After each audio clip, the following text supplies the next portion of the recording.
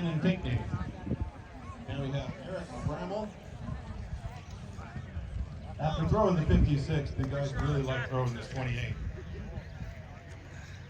I check with air traffic controller here on this one. We got a low flying planes overhead here.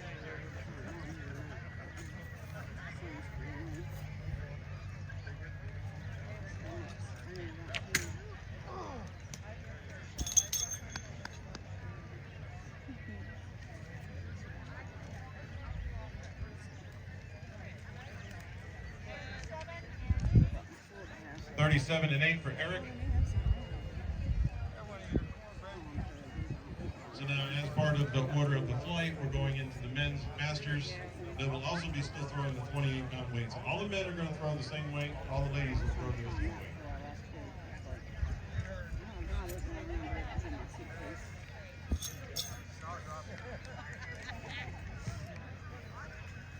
Jerry might have to recruit over there. Funny ambulance. Good boy. It's 32 feet even. We feel 50 foot on? I would love to.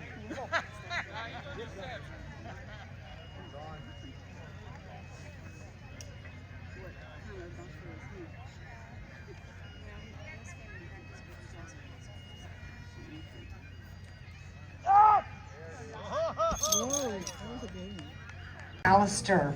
I'm from the McAllisters in a little tiny place called St. Mary's Parish right outside of Edinburgh. And I have a very, very, very good friend who lives in Edinburgh, and she married a very influential man. Her name is Jane Penny, like a penny. And she married a man named Robert Fortune. Now, who else thinks that's funny? Her name is Jane Penny, and she married a man named Robert Fortune. Okay, maybe it's just my Scottish sense of humor, but I think it's very funny. Her name is now Jane Penny Fortune. Of course, in 1840, you didn't go by your maiden name or hyphenate it. So, in 1840, my friend Jane married Robert Fortune. Robert Fortune was a botanist. Does anybody know what a botanist is? It's someone who loves learning and taking care of plants, flora, fauna, and Robert Fortune, we're just going to call him Robert from now on. Maybe we'll just call him Bob. He's a friend of mine, so I can call him Bob, I think. But Robert was a gardener to begin with at a big house outside of Edinburgh called Kilgo House. You know, a lot of these very rich, moneyed landowners and gentlemen would have a team of gardeners, many gardeners to keep up with their lawns. Robert Fortune was one of those gardeners. He was exceptionally good at his job. Jane tells me all the time that Robert knows this plant and Robert knows that plant. I barely know 3 plants off the top of my head. Roses, peonies, and, well, maybe I only know 2. But that's not the point. The point is Robert is a fantastic gardener. And the Royal Horticultural Society of London, they recognized this. And they asked Jane and Robert to go down to London. I cannot believe Jane is leaving me. But she and Robert, they have a few children. They ran down to London, and now he has a very lowly position at the Royal Horticultural Society in London. He is making maybe $50 a year in our money nowadays. And he actually is their best worker. So they said, let's send him over to China. So the Royal Horticultural Society in London sent Robert, my friend Jane's husband, to discovered chrysanthemum varieties. He discovered rose varieties. He discovered all sorts of plants, flora, fauna that we didn't know about at all. Wrote a book 3 years later. Wrote a book when he came back to London. He had a grand time in China. The people loved him. Everybody loves Robert because he's a great gardener, and the Chinese emperor fancied himself as a very experienced gardener. So they all loved Robert. This was about 1843. He comes back, everybody's excited.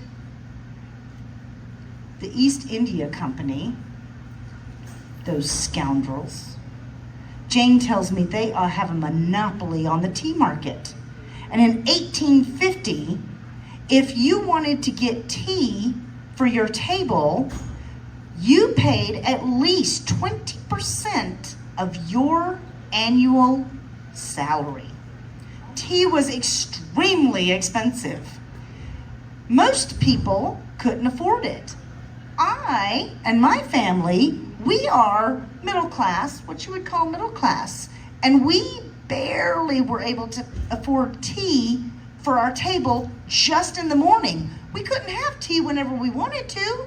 We couldn't have just a cup of tea in the afternoon or a cup of tea 6 times a day. Tea was reserved for morning drinks. I'll tell you a little bit about Scottish breakfast tea later. That's a pick-me-up, but we couldn't afford it. It was so expensive. So England decided, and this was the reign of Queen Victoria, she decided, we're gonna plant it ourselves. We have India, right? We own India. We can just plant tea over there. But there's a problem. We don't have any tea plant seeds or tea plants. And we don't know how to take care of tea plants because tea comes from one plant. Green tea, white tea, yellow tea, black tea, oolong, it all comes from one plant. And that's called the Camellia sinensis. England didn't know how to take care of that. So they decided, Robert Fortune went over to China and he wrote a book. And he decided, this is such a wonderful country. Everybody's so sweet and generous. That was 1843 to 1846. He was there 3 years. There's this little thing that happened that Jane told me about in one of her letters in around 1845, and the emperor got a little upset with everybody, but especially the English. This thing called opium?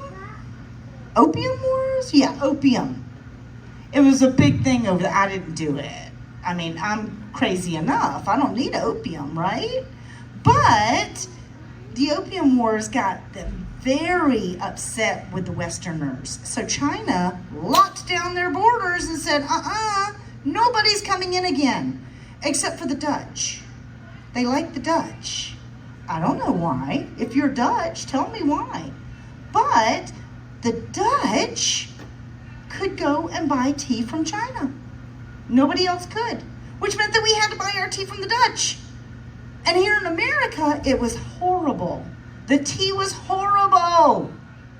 It was so bad, we got the bottom of the barrel.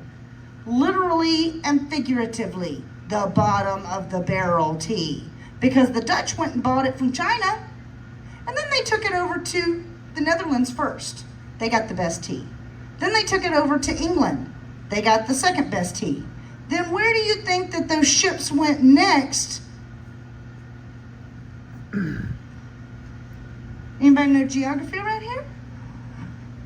Canada, because it was owned by Queen Victoria. They got what did we get here in America? We got the leftovers. So, we got the crappy tea. Queen Victoria said, we're going to take care of this. So, They didn't have telephones back then, so she wrote a letter. About 3 months after she wrote the letter, it got to Robert Fortune, and she says, I want you to go back to China, and I want you to steal tea. And he goes, what? Can you imagine the face? That he probably thought, you want me to do what? He was a good Christian man. He was not going to steal tea. Your queen told you to steal some tea. You better go steal some tea. So Jane and I are very similar. Jane, she likes to stay at home and tend her garden and tend her children.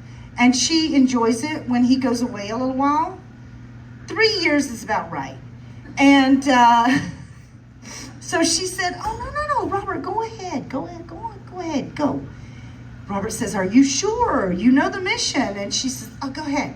I mean, I'm hoping that she thought that his life insurance was up to date. But he went, and this time it wasn't so easy. This time he had to be smuggled into China. He had to dress like a Chinaman.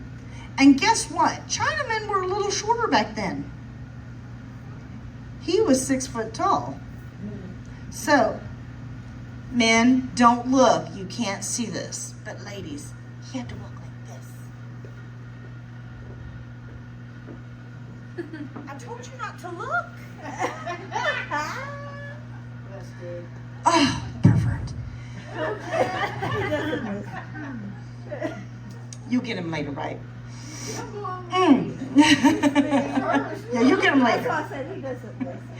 So he had to walk, stoop down, so that he wasn't so tall. He had to wear makeup, and any good Scotsman would not wear makeup. Oh, he did, because he had a mission. The East India Company and Queen Victoria wanted those tea seeds for the Camellia sinensis trees. Camellia sinensis doesn't grow in little bushes. That's only so that people can pick them easier. They actually grow, and they can grow up to 7 and 8 feet tall, the tree can. He had to steal seeds. All right. He had to steal plants. A little harder, but okay, doable. And he had to convince, one by one, in little rowboats, 3 miles out to sea to get to big ships, each one carrying a little terrarium. They call those Wardian cases. They look like little small glass greenhouses. Smuggling 2 or 3 in their hands each with tea plants, sproutings, and grass and seeds. So, but first, Robert had to get there. So he had to be smuggled in. He had to be dressed the part. He had to be short, like this. And he also had to wear makeup and Chinese robes so that nobody would know that he was there as a Westerner, because they had banned all Westerners. He sneaks in very, very quietly, I would hope. And he goes to different plantations to try to convince these people to come with him. It was a hush-hush operation, and Jane kept copious notes. But when he died, she destroyed them all. I asked her why. She didn't give me a very good reason. But we know that he snuck in because she told me so, and that he did steal plants and seeds. But the first time, when he sent them all back to India, to Calcutta, so that they could start the tea plantations there, some ship's captain took all those terrariums and sold them. Opened them up, let the sea salt get into the plants, killed the plants, and sold the terrariums. Why? Because glass was very expensive, and glass, there was a tax on glass that was so expensive most people couldn't afford it to make windows. So he sold them, let the plants die and sold them. Robert was crushed. So he thought, I'm gonna go home. Queen Victoria said, no, you're not. I need those tea plants. So he stayed and he sent them again. This time he sent the plantation workers, young men, because they wouldn't be coming home. They stayed in India.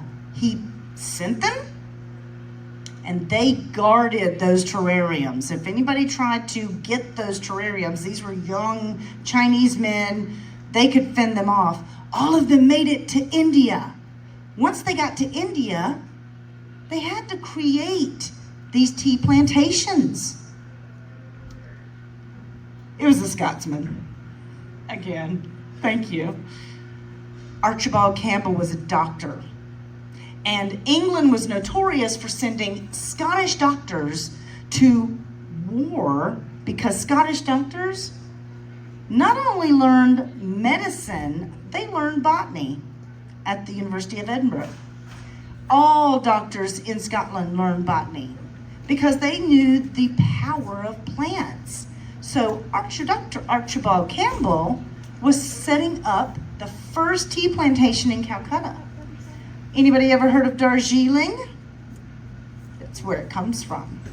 So, two Scotsmen, one who stole it and one who doctored it, now have set up tea plantations. So our tea is a lot less expensive than it was about 100 years before, or even during our Revolutionary War. Who has questions? Anybody? I will tell you, getting back out of character. This is an excellent book called For All the Tea in China. And it's by Sarah Rose, and it tells you about the story of Robert Fortune and Archibald Campbell and why the Scots were so important to not necessarily tea growing, because tea had been growing in China for thousands of years, but making it affordable so that people, middle class, poor class, we could all have tea. And so we have Robert Fortune and Archibald Campbell to thank for that. So now we can grow tea whenever we want. There are actually plantations here in America that have found growing tea very similar to India and China. There's some in Hawaii, there's some plantations in South Carolina, Mississippi, my hometown of Fairhope, Alabama, have tea plantations, and you can get tea from their plantations. But that is how the Scots stole tea from China, and why we need to thank them. Somebody has questions? No questions. It means I explained.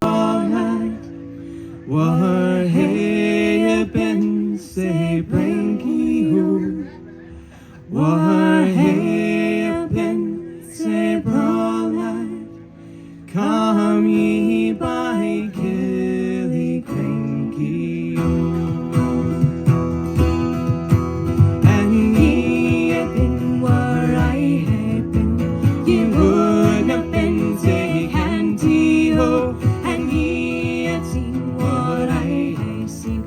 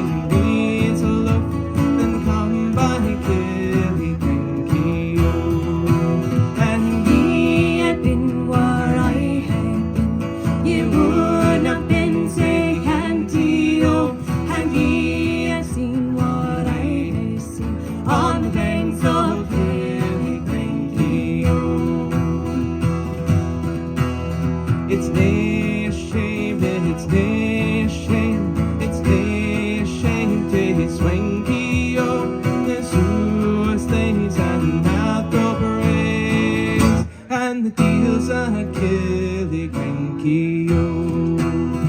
And he had been where I had been, he would have been say handy yo. And he had seen what I had seen on the banks of killing cranky yo. And he had been where I had been, he would have been say handy yo. And he had seen what I had seen on the banks of killing cranky yo.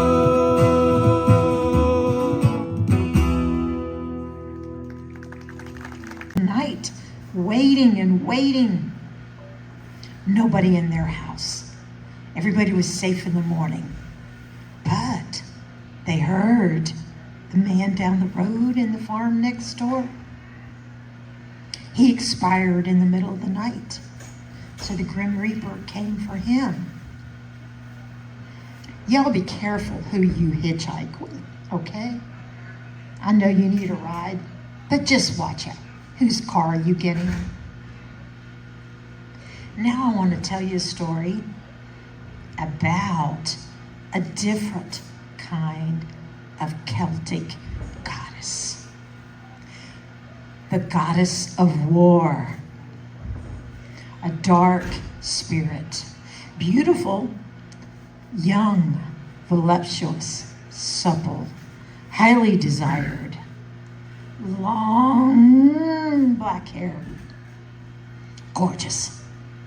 But she was the goddess of war. The Morrigan. She would follow the men. I'm going to have to get a drink of water. Morrigan. She would follow the men into battle. You see, she would present herself to these warriors. And she wanted them to want her. If they refused, they met their doom in battle, they would die, and they would be sucked down into the underworld. If they accepted, they would be victorious. They would win the battle, become well known, and have fame far and wide. She was a shapeshifter. She could shape-shift into a snake. But her favorite creature was to shape-shift into a raven or a crow. You see, they had beautiful black, shiny feathers. Now on the battlefield, if a man was killed in battle, he would rather lay in the fields and let the crows come pick his bones. Much better to go on to the next world like that than to be hauled off in a cart and dumped into a hut and linger for days and die. It was more courageous and honorable to be a man that died in the field and the ravens picked your bones clean. Rocalam was a brave warrior.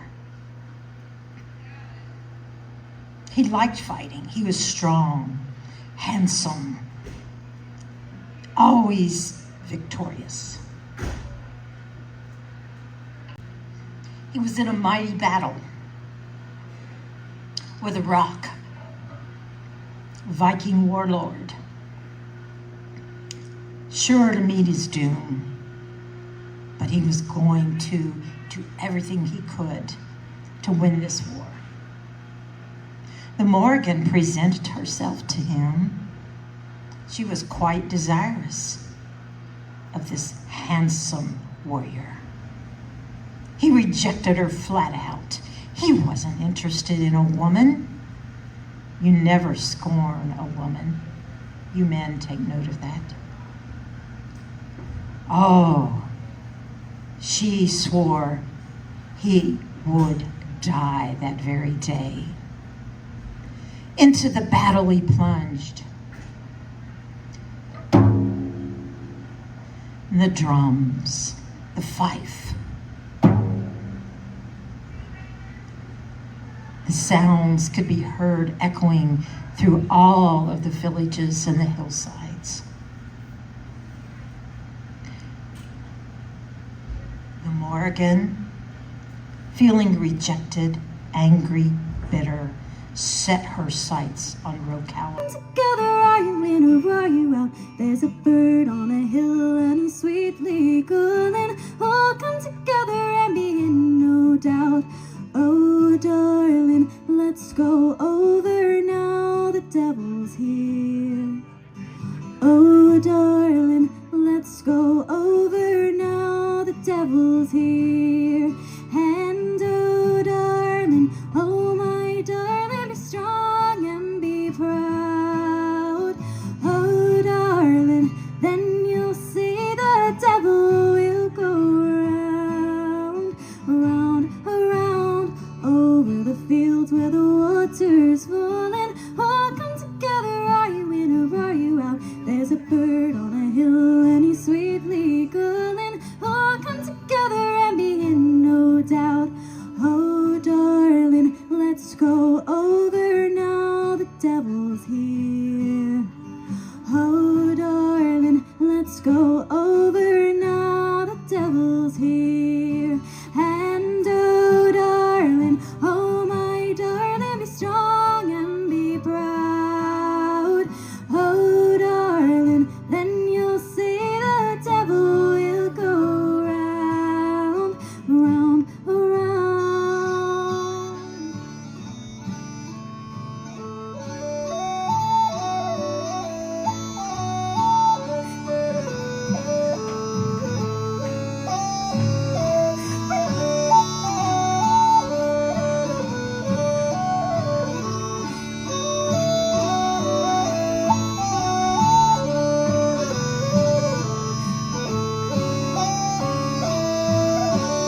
Over the fields where the water is falling, all come together, are you in or are you out? There's a bird on a hill and he's sweetly calling. All come together and be in no doubt.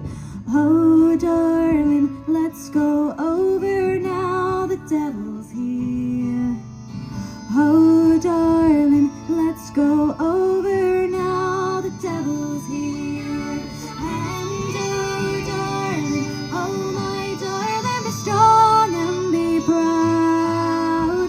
Oh, darling, then you'll see the devil will go round, round, around.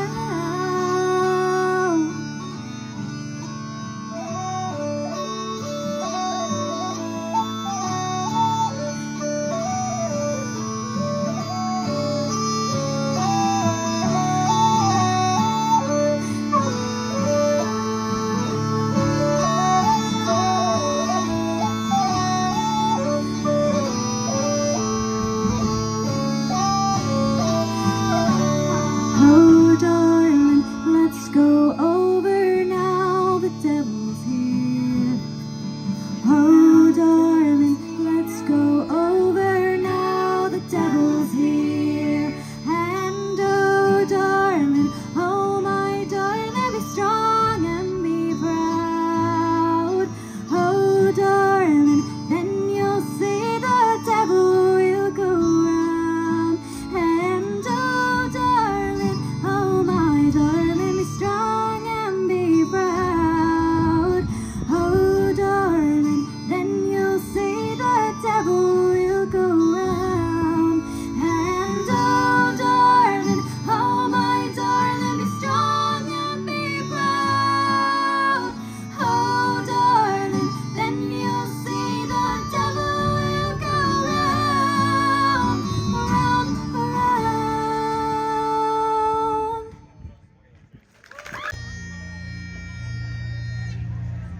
One early morn, as I walked forth